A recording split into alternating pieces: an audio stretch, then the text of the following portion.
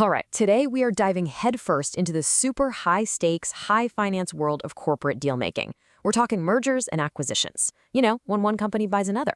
The firms that advise on these deals are the master strategists behind the scenes. And we've got the leaderboard for the first 3 quarters of 2025. And let me tell you, it tells a pretty fascinating story. So the big question is, who's actually winning the M&A race? In the world of corporate buyouts, it really is like a championship sport. But what's so interesting is that there isn't just one way to take home the trophy. You see, success here gets measured in two totally distinct ways. On one side, you have the firms that win by value. We're talking about advising on these gigantic, multi-billion-dollar deals. But on the other side, you've got the firms that win by volume. They're the ones handling an unbelievable number of deals, big and small. It really sets up this classic clash of strategies. So first, let's talk about the titans of value. When you're looking at the sheer monetary scale of the deals they advise on, one name just consistently bubbles up to the top. And yep, 2025 is no different. For the first 9 months of the year, Goldman Sachs has really cemented its spot as the leader in M&A deal value. This means they are the go-to advisors for the biggest, most game-changing transactions out there. You know, the kind of mega deals that make all the headlines. And here is the number that puts him on the throne, $432.3 billion. Just let that number sink in for a second. That's the total value of deals they've guided in just 9 months. It's staggering. Now, what's really interesting when you look at this chart is just how tight the competition is. I mean, sure, Goldman Sachs is at the top, but look at JP Morgan. They are right on their heels at almost $427 billion. And Morgan Stanley isn't that far behind either. It just goes to show you, that crown for deal value is heavily contested.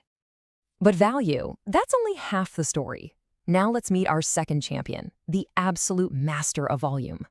This is a firm that wins not by the size of its deals, but by its relentless pace and the sheer quantity of its work. Yeah, in the world of deal volume, Houlihan Lokey is just in a league of its own. They were by far the busiest M&A advisor out there, handling way more transactions than anyone else. How busy are we talking? They advised on 240 deals in just 9 months. That's practically one deal for every single business day. It's an incredible pace that shows off a completely different but equally dominant strategy. And wow, this chart just says it all, doesn't it? Look at that gap. Houlihan Lokey is way up there at 240 deals, while their closest competitors, JP Morgan and Goldman Sachs, are clustered way back at 161 and 159. It's not even a close race in this category. It's a blowout. So we have our two champions, but this leaderboard actually reveals a much deeper story. It's a really crowded field, filled with powerful players all fighting for a piece of the pie.